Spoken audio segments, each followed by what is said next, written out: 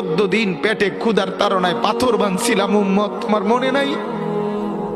একবারও শুনো নাই আমার ক্ষুধার কষ্ট, আমার পিঠের ব্যথা, আমার দাঁতের ব্যথা, আমার কাঁধে 2টা কড়া ঢুকে গেছে উম্মত।